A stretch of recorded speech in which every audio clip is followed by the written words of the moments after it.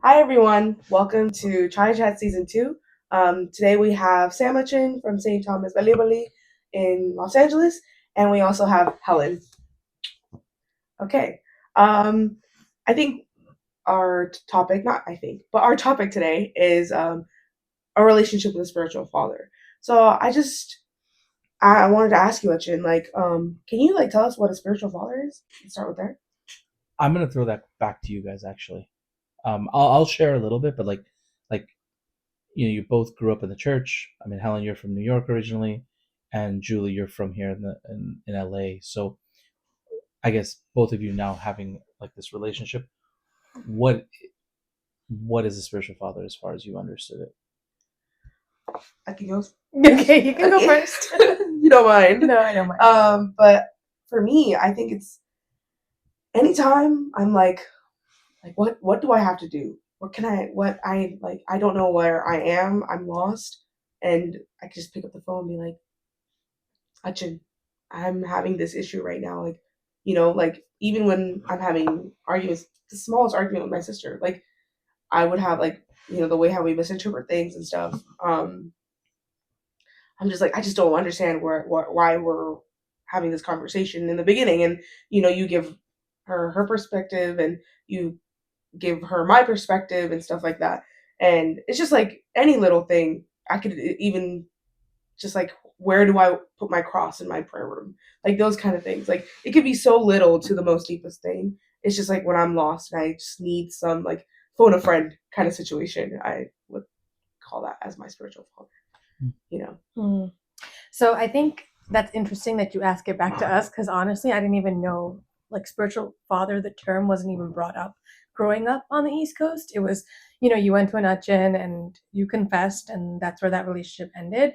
Yes, of course, you had your like parish Achin, but that was just the Achin that was there, and that came to the sacraments, and but it wasn't. I wouldn't say spiritual father in the sense that I know it now. You being my spiritual father, and so I think to me, it's who I can be open and honest with. And so we had talked earlier, and I said like even when you were at Jamatin, I felt very open and honest about talking to you about a lot of things. And now even after becoming an Achin, I still feel like I'm still just as open and honest. It's just you can now forgive me, so it helps.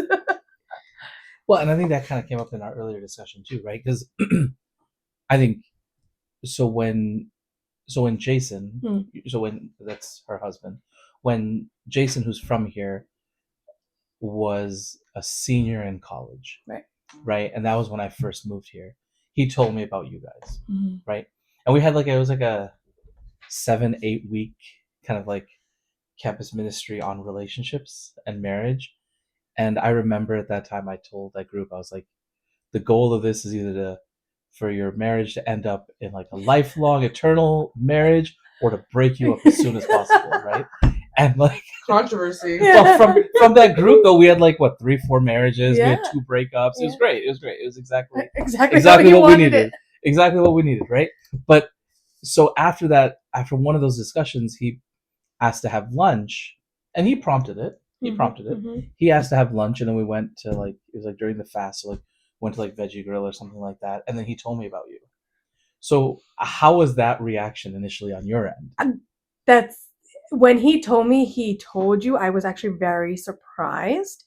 2 layers. Growing up in the East Coast, or just not having a spiritual father, understanding it in the way that we understand it now, it's hard to just open up to an Achin, right? Can there be judgment? Can there be, well, your other side of it of like, will he break us up because dating is not allowed, or like, those things. But also like from my understanding of like, I don't want to speak for Jason, but it's like until you showed up to LA, they didn't really have a spiritual father or someone who they felt that they could be open with. So I was very surprised that he did open up to you about this, because we were also very new at the time. Like you came and we were dating maybe a year. You had just started. We just started dating. Yeah. So it was like I was very surprised. I was taken back by it for sure. Yeah. Were you surprised he talked to you about it? No, this is what I kind of expected. Oh, interesting. Meaning I didn't know that he was dating somebody, but like it was kind of like a lot of times I just throw out random like, let's go get lunch, let's go get coffee, that kind of thing, Yeah, right? yeah. But this happened right on the heels of that like relationship discussion, Oh. and so I was like, I wonder Like- if there's something going on. Yeah. Like, I wonder if there's something going on, right? But like, so the surprise is one thing, but not having that relationship with like an Achin in in your home area, did you feel like he was like overexposing you? Like, it's like, dude, why are you bringing an Achin into this? Like why are you telling an Achin about our business? Like, Absolutely, right? It's Okay. like we keep our things to ourselves and keep it all down low. keep it down low. Even now, your parents don't know you're dated. You've been married for Dating? 7 years. You've been married for 7 years and have a kid, but your parents never knew. No, you. we don't date. never You just dated, get married. What is Yeah, dating? yeah. Yeah, of course. Like it's a very like, and I don't know if dating is a cultural taboo, but you also expect there to be pushback when you're young and you're dating, and Yeah. so you're always on edge about who finds out or who you tell for sure.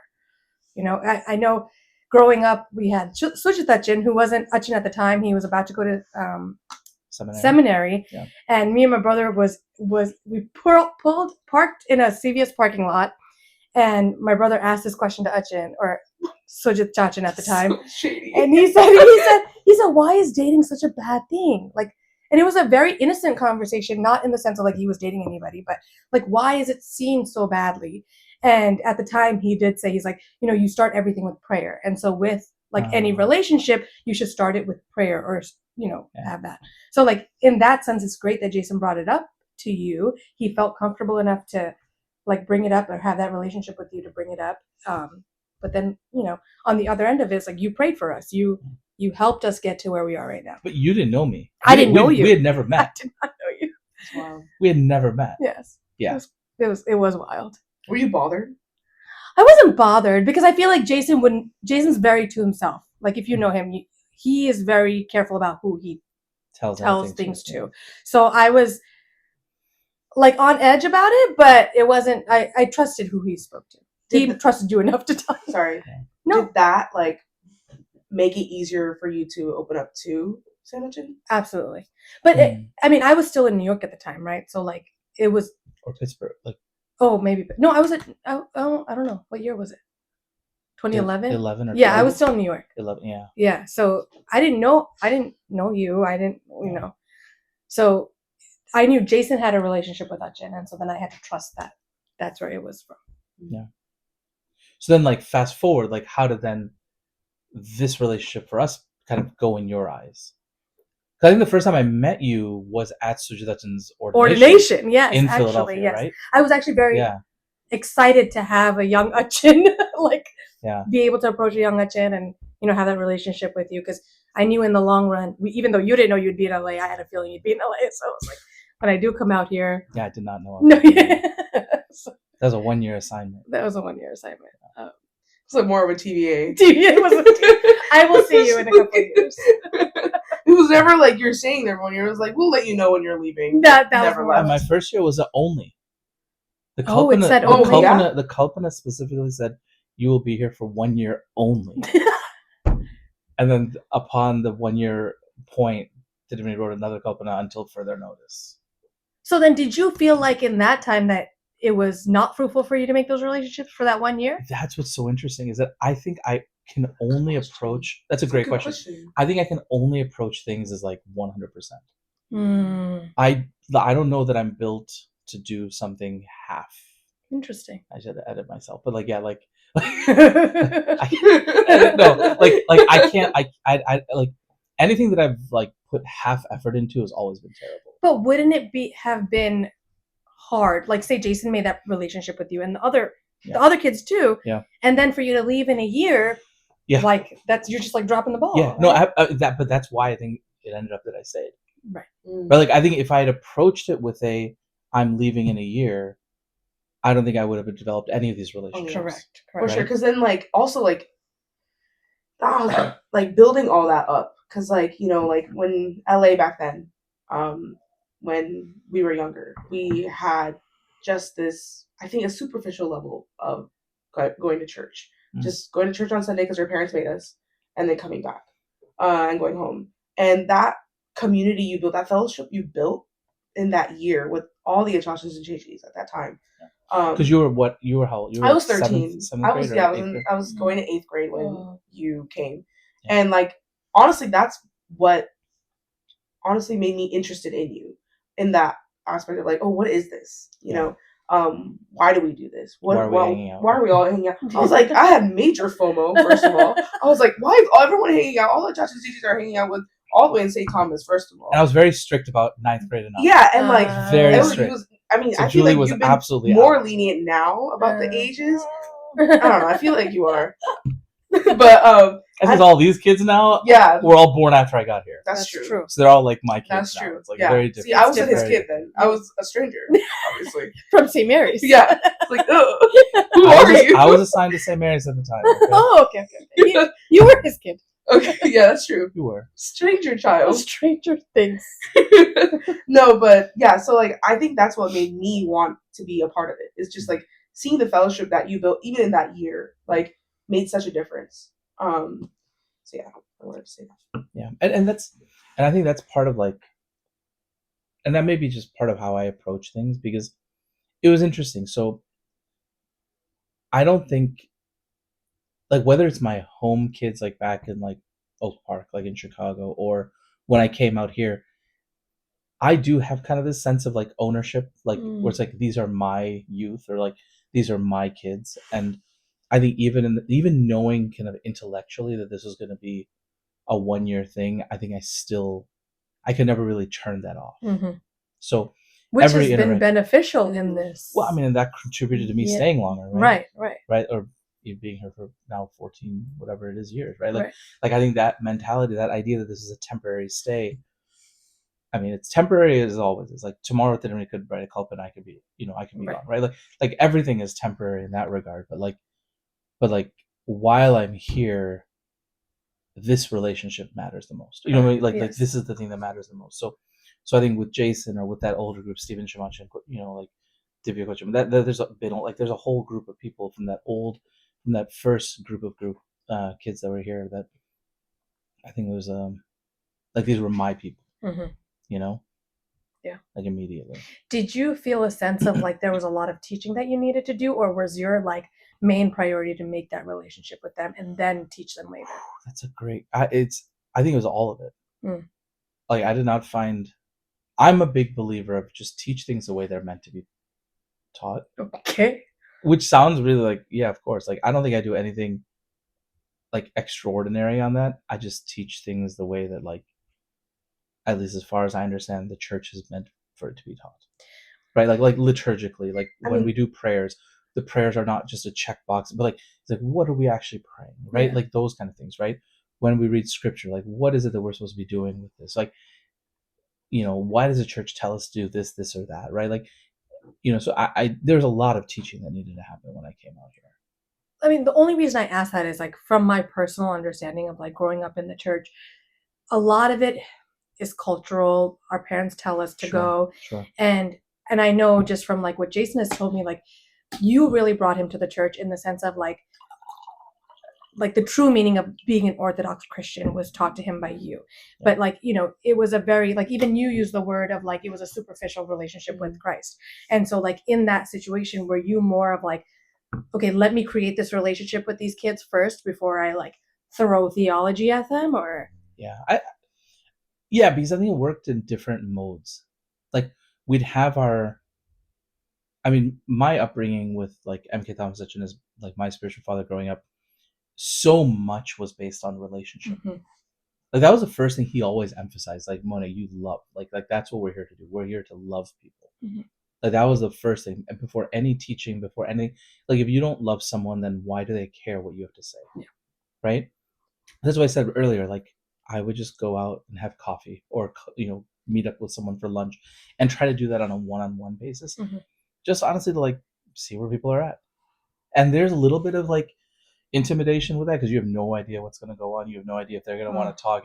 You could just, and there were times where I would sit with somebody and it'd be like 40 minutes of me like asking questions and it'd just be like, yeah, fine, good. And I'm like, this is so hard. Like, what am I supposed to do with this, right? And then I'm like, well, I gotta challenge myself to find a question that works or find where, what makes this person tick, right? Right. But yeah, no, the relationship had to start. That had to be the first thing Mhm. before any teaching mattered. You mentioned your spiritual father. Was there any like defining points when it came to like this is my spiritual father kind of thing? That's a question I want to ask you guys, Well, right? you have a spiritual father first. That's true. Good one. We'll get there first. We'll get there next. Well, so I think it went through different stages. So like MK Thomas came into my life when I was like 11 or 12, right? And at that point, I don't think there's any like definable moment where I'm like, oh, he's my spiritual. Because I think, Helen, as you said, like I don't think that term spiritual father was used Right. in any context. I don't think there was a conscious understanding of what that meant. Right. Right? It was just like whoever your Achin is your spiritual father. Right? Now, I had the unique blessing of like Achin was a celibate priest, and he took me under his wing in so many different ways, and that allowed me to kind of like have this much deeper relationship with him. I think that impacts me even to this day. But there's a lot more discipleship in that relationship, I think, than there was Achin actively telling me do this, do that, or anything like that, right? So, like, yes, he was always my spiritual father, but Achin was not a person who emphasized like confessional relationships. So I think maybe I confessed with him once. And other than that, it was like, find the Achin who doesn't know me to do the confession, right? I think we talked about that, right? Like find the Achin who only speaks Malayalam. Find the Achin who's visiting for a conference and will never see me again, right? That's all I knew about it, right? And Achin didn't emphasize the confessional part of the relationship, right? So I think it was more when I went to college that became more defined. And that was a conversation. Because Achin gave me the blessing, go to the local priest. So it was there's a local Greek priest who I went to where I had now begun going to confession. And I remember at that time going, oh, how did I not know this was available? Like it was almost like I lived my life and I was like, why did I was almost like upset, angry that I was like if I had a spiritual, like a confessional relationship with MK Thomas, like if that had started much earlier, maybe I would be in a different place. I see. So that became a very defined moment in my relationship with my priest on campus. Is that like it was like very clear that he became my spiritual father for those 3 years. And that was great. That really helped forge so a lot of what I learned from MKT in terms of the ministry of presence and availability and just kind of like hearing people and just loving people, and that was one thing Achin could do. He could love someone before they ever like demonstrated the worthiness to be loved. Like his starting point was, I care about you, right? So it's like, so that's kind of something that I think I kind of received from him. But then the defined kind of sense of spiritual father happened much later. Interesting. So that's why, throwing it back to you guys, like, did you notice that transition? Because I was at your church or through your boyfriend, like you knew of me, and then you had done like a rotation here at that time, right? I remember you would come to Bible study and stuff like that, right? But like, was there a point for you guys where you're like, oh, this is a defined thing now? I mean, I think the defining point for me would be when you became Achin. Obviously, because like where we are, you were the only one that was basically American, like from here, like from who grew up here and could also understand the pressures of being Indian, and then also, I mean, Malu specifically, and then also like the American Western culture stuff. I think I was clashing with my parents a lot at that time. I mean, not when you were becoming Achin, but like when you were Jamacha, when you came here, I think my parents and I were clashing a lot because like I was entering my teens and I was entering a time where like what I was telling my parents was not registering in their head. And then maybe there was something that I was lacking understanding in. I mean, definitely there was something I was lacking understanding in, and they were also on their side also. But I mean, when you were a Chamacha, when you came here, I was very interested in like why I was Orthodox, because I had no idea what I was. I just knew I was an Indian Christian, but like there's multiple Indian Christians, and like what makes us different, and I had no idea. I was also not interested because I was just like, because I went to a Baptist private school, and so I was like, I mean, the sola scriptura kind of thing. And I was like, oh, maybe I should just like, it's easier that way. Cause like, I'm not understanding the traditions. I'm not understanding why we're doing this.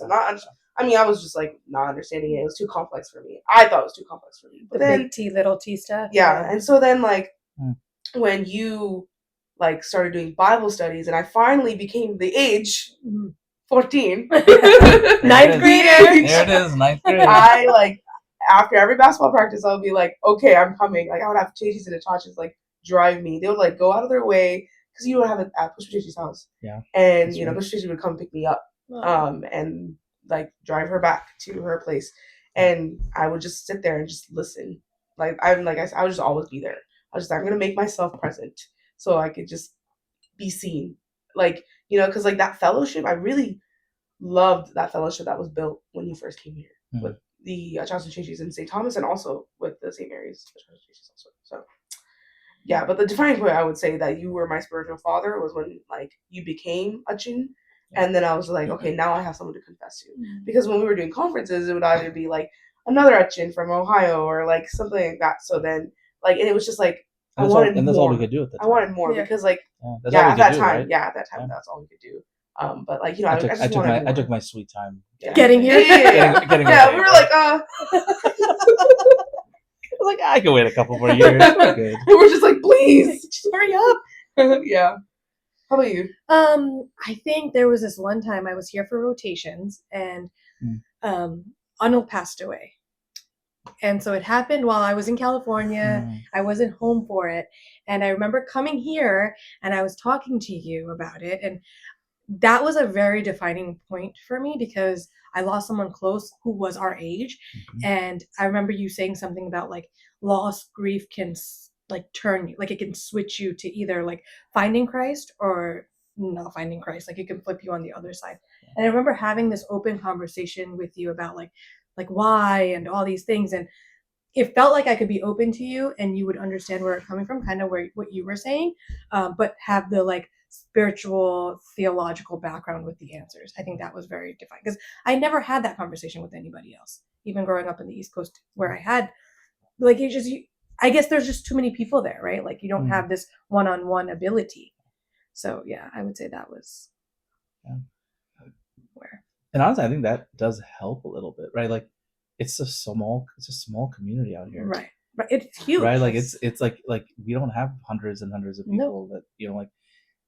Yeah, no, there's a blessing of being out here for me personally because I don't know that I would have been able to do any of this anywhere else, right? Frankly, like have this intimate of a relationship with like the youth and the focus. A question for you. Yes. Like, were there like, because someone who came from the East Coast, what were like unique qualities that like Sandwichin had that like that was different from your experience in the East Coast, like English? Well, that's true. That is true. I'm keeping this. Keep it. It's not as though like a lot of people, even if they are good with English, they still prefer Malayalam, right? Yes. I was not in that camp. Yes.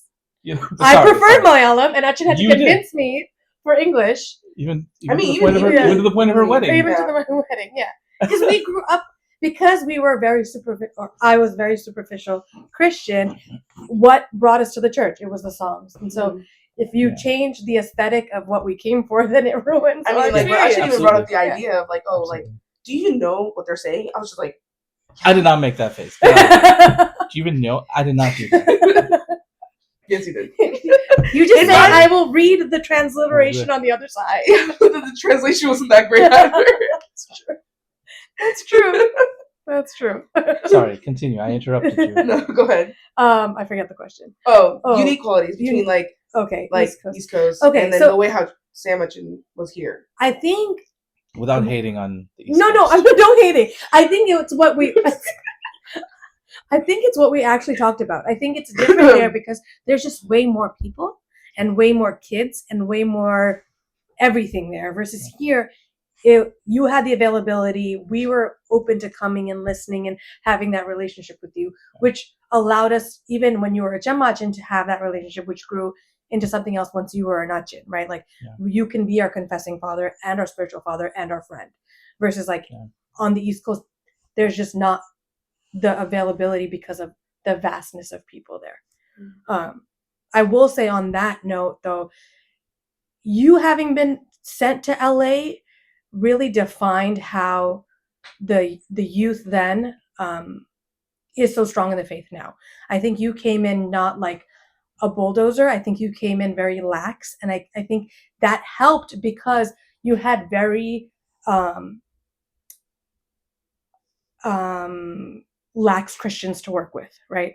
And so if you came in and you bulldozed theology on them, you would have lost a lot of your youth. And I think you coming in and being the chill Uchin, the chill like American Malu, youth minister, surfer boy mentality. yes, That got me in trouble though, but it helped you and keep a lot of your youth. continues to get me a little bit in trouble. But the fact that you've kept the numbers versus like generations before who have like there's whole generations that are not in our church anymore, right?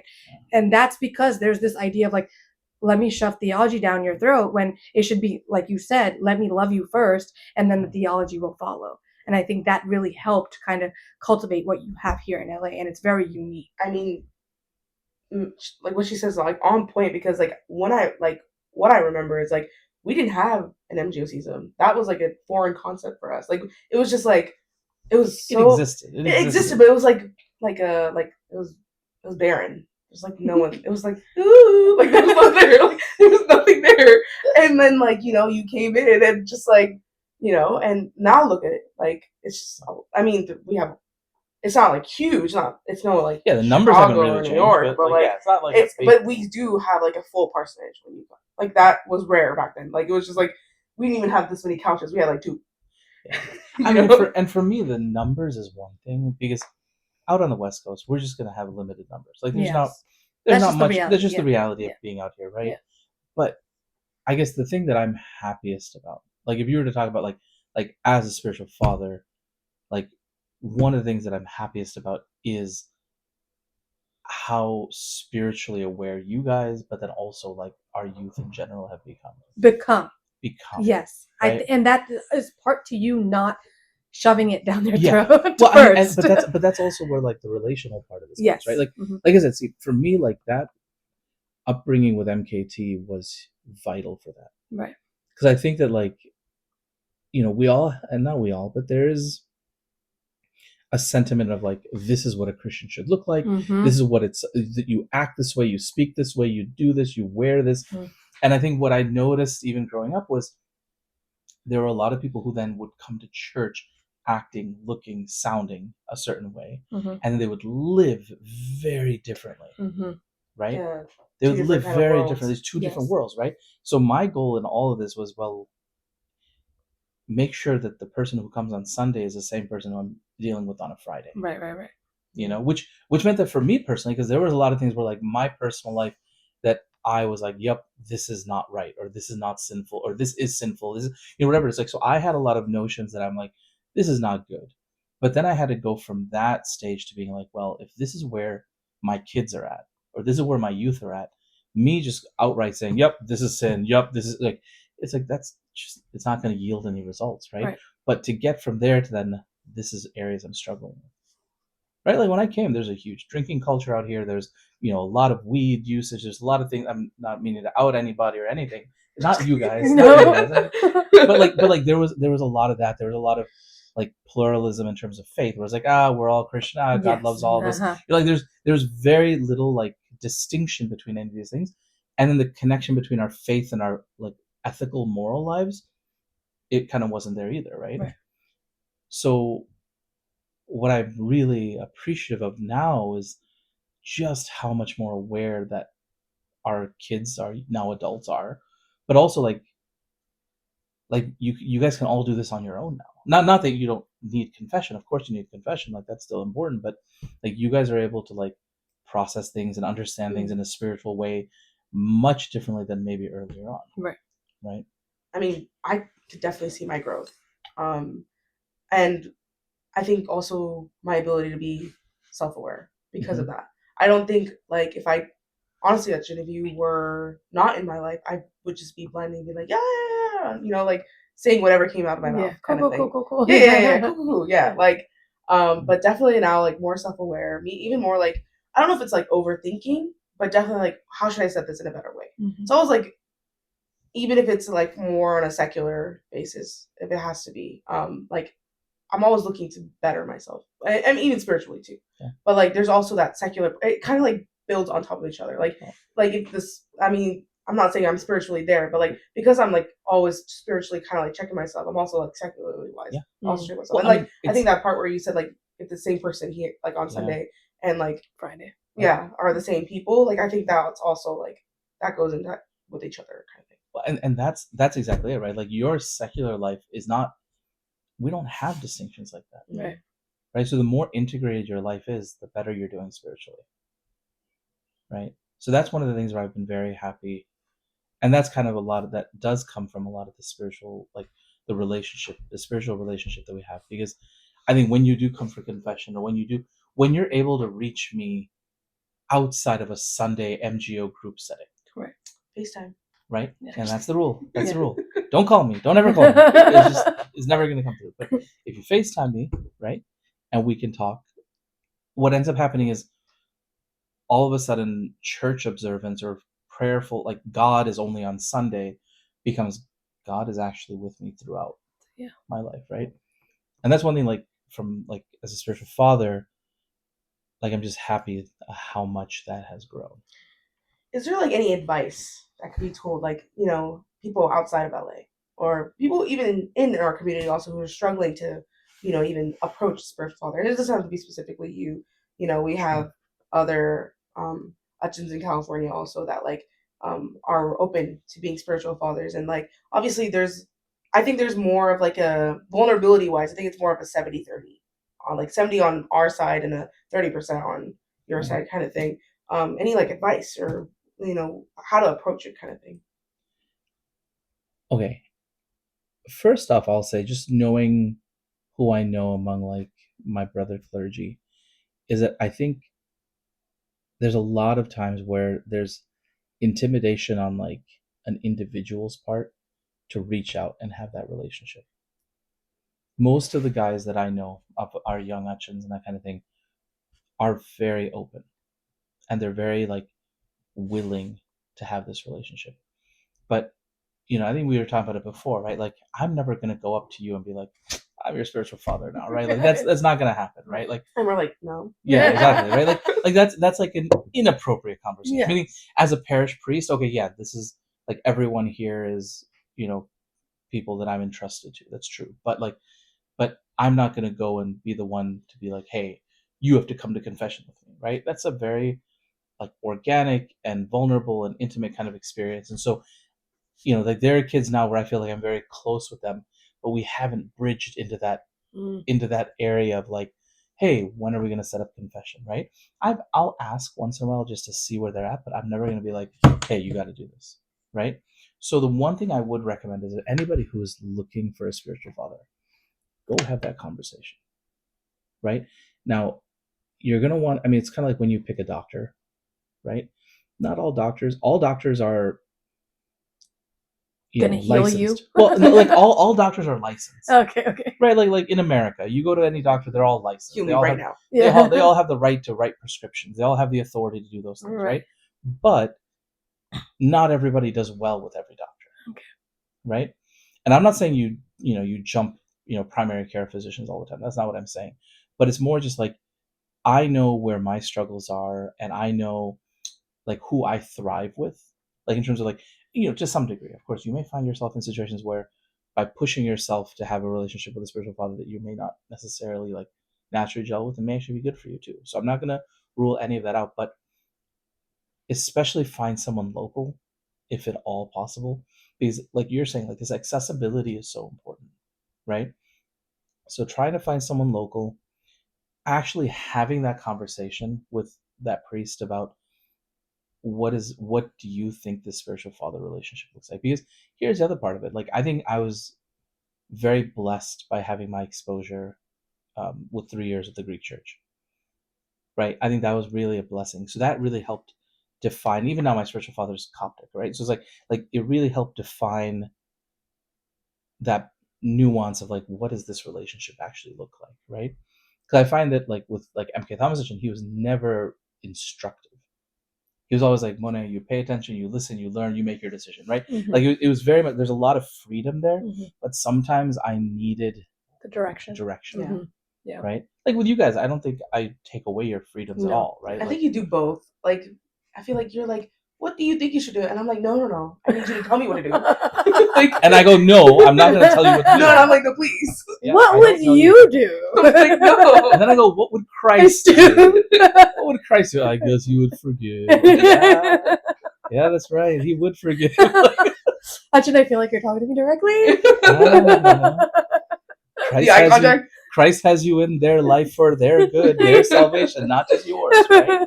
It's like, yeah, you're right. You know? So, no, but so that's the thing. Like, so I learned that kind of dynamic from having it myself. Where I never felt like I was like forced to do anything, but it was always being inspired and held to this higher standard of Christ. I mean, even when I'm Yeah. talking to my non-Orthodox friends, they're always like, well, like, are you guys like set on rules and stuff like that? Like, how do I do that? I'm like, well, I have a spiritual father, and they're like, eh. Like, what is that? You know? And then I'm like, well, you know, it's not my like. I don't know how to explain like spiritual father, like, and so I'm just like someone I just go to all the time, and then like, but like you said, like no one you have never like, um, told me what to do. Like even when I went to San Francisco and I had to like because of the distance part, I had to go see another Utshin.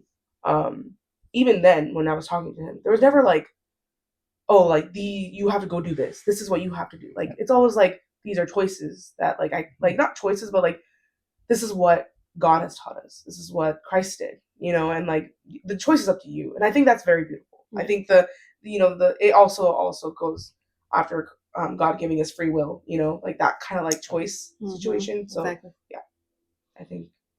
And I think Achin, I will say this: you had a very unique role being a Chemmachin here, then an assistant Achin.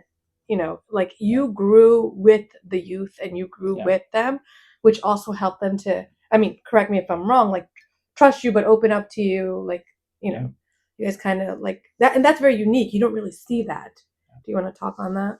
Well, yeah. So I think for that, that's that's actually another interesting point. Is that I don't know too many people who have had that. Right. What I would say is a blessing. Yeah. Like I was here 7 years as a shamasha, now 7 years as an achin, and largely with the same community. Right.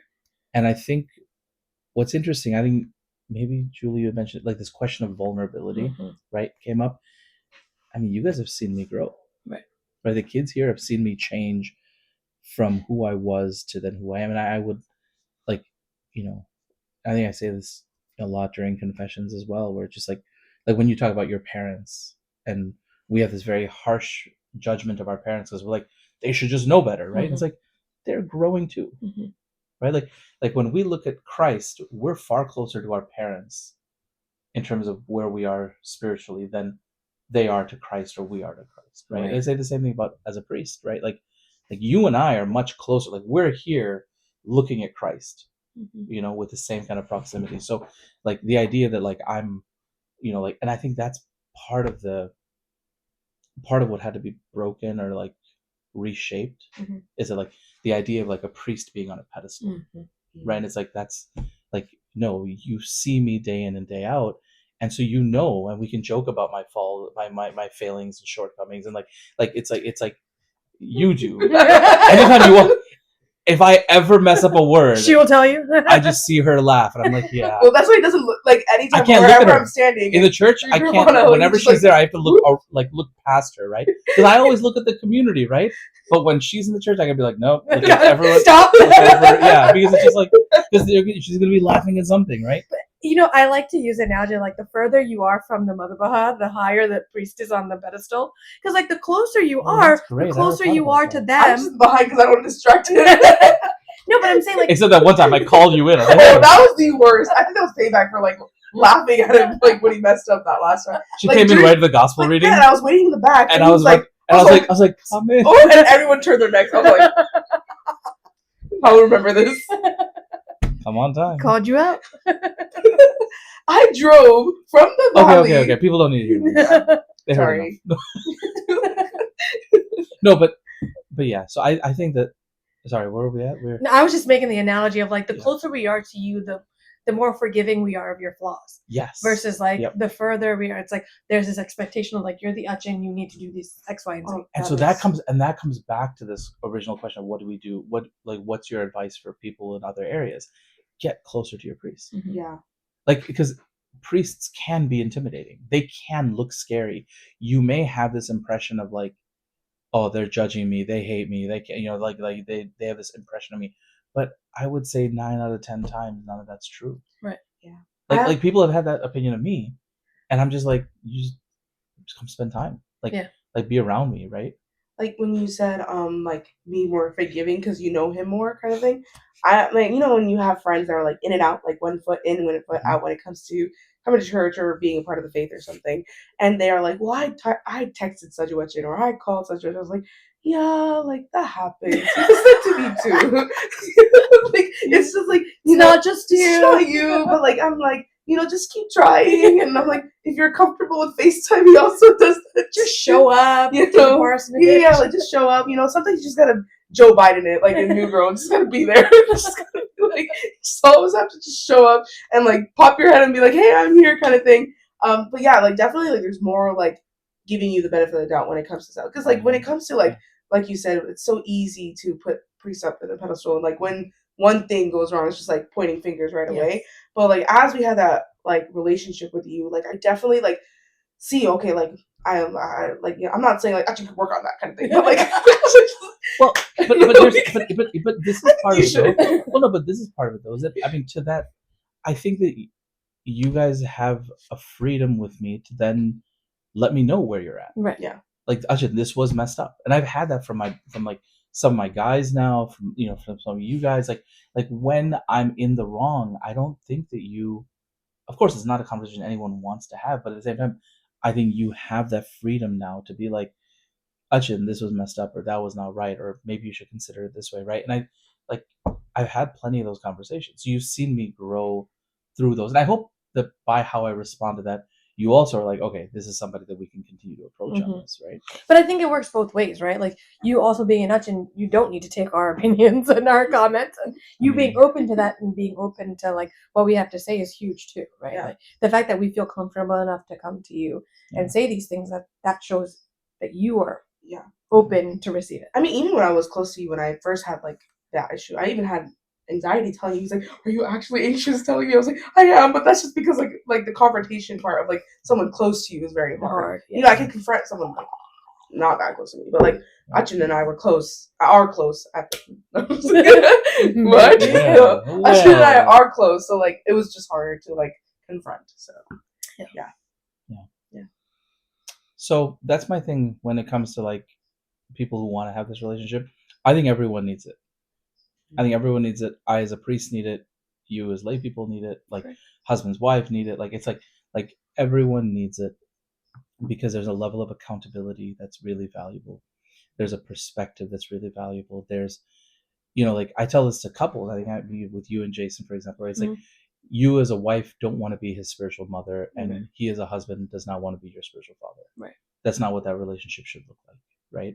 So if you know that you're both coming to confession, you both know that, and also in this case, like you have the same spiritual father. So it's like, that Jason is hearing whatever he needs to hear, and you're hearing what you need to hear. That's right, yeah. You know what I mean? So it's like that level of accountability frees you up then to be husband and wife, right? As opposed to like having to like constantly like find the fault in the other person or correct the other person. Yeah, I think that's like mostly, even like with my sisters and I, when we have conflict, it's very easy to be immature.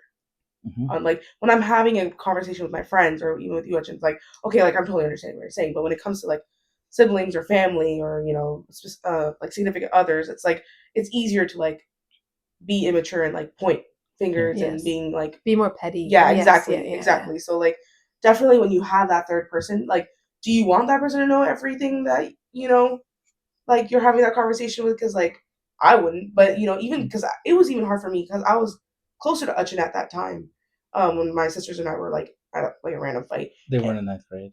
They were. It was in 9th grade. It was like a year ago or something. I was covering for you. No, it's okay. I'm being vulnerable. No, but like even then, like I was just like, no, I don't want to talk to Uchin about it, even though I was still close to him, And then I think you asked me why, and I was just like, I don't know. I don't want you to know everything. Yeah. So. Whereas, like, I'm the spiritual father of all All three three of them. right? So it's like I'm hearing it from all three, and I'm like, yeah, we just got to meet. Like we just got to, and it works. Yeah, like it works. I mean, it works. Chips away. You build all these relationships over the course of years. To change those, it takes time. But like the fact that I have this relationship with all three of you allows us to like have a level of accountability that you guys can like work on this. Also, like seeing, like being able to see grace on their side. I think I like lacked that when in the beginning, when before you came into the picture, when it came to our relationship, the three of us. I think I like because I'm the older sibling, so like I just lacked seeing grace. And then when you put that in there, I was like, okay, yeah, why wasn't I doing that earlier? I'm like, yeah, it makes sense. Yeah. So yeah. So I guess to answer your question, go talk to your spiritual father. Like go talk. Don't presume that he's your spiritual father. And I think I've told you this before. People have presumed that I'm their spiritual father. I'm like, I don't know you. Like it's a little harsh. We're not friends. It's a little harsh. It's a little harsh, but it's like, I mean, I don't know anything about you. Yeah. Like, yes, I'm your parish priest, but I don't know enough about you to justifiably say that like I'm your spiritual father, right? But once we have that conversation, this is something you want. This is something you want in your life. Great, let's do it, right? Yeah. And I find that most of like the clergy that I've ever interacted with, they're never going to be the ones to go to someone and be like, hey, come to confession. Hey, do this. But if you go to them, I think there's so much willingness for that. And there's also a level of like, see, when you come to me and you're like, Achin, just tell me what to do, right? And then I have the freedom to go, no. Right? You know how frustrating that is? It's so frustrating. But the problem is a lot of clergy also don't want to overstep their bounds. Mm-hmm. Rightfully so. Yeah. Right? So if you come to them, they're going to go, well, maybe you could do this, maybe. And there's not going to be as much directiveness because they don't know whether you actually want it. Mm-hmm. So if you want a spiritual father, right? If you genuinely want one, which I think everyone should have, then you need to also be honest with that person. You need to have that conversation. And you got to let them know this is what I want. Like I want someone who's going to actually give me feedback and not just green light everything that I do, right? Mm-hmm. So that's what like with some of the younger kids, I'm not as directive because it's like they don't want that or they're not ready for that, right? Mm-hmm. Whereas for you, it's like, no, I know that this is good for your soul. Mm-hmm. So sometimes I can be more directive with you than no. Yes or no, black and white, no gray. Tell me what to do. Nope, I will not. Sorry. But that's what I would say. Okay. And I think it's really valuable. And I think you guys could vouch for that. Like where that's benefit. Okay. Whether you're single and going through college, whether you're married, have a kid, like all like it's just it works. Yeah, it does. You heard it here, guys. Get yourself a spiritual father. Yes. Yep. In your local area.